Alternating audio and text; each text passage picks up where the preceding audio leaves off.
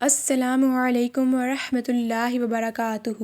اعوذ باللہ من الشیطان الرجیم، بسم اللہ الرحمن الرحیم۔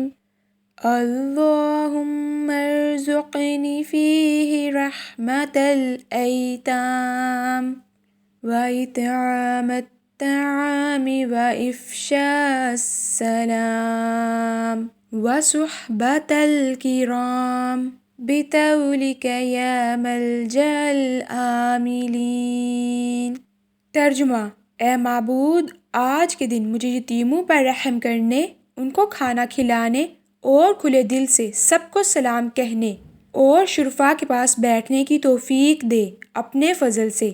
اے آرزو مندوں کی پناہ گاہ، جزاک اللہ۔ السلام علیکم ورحمۃ اللہ وبرکاتہ۔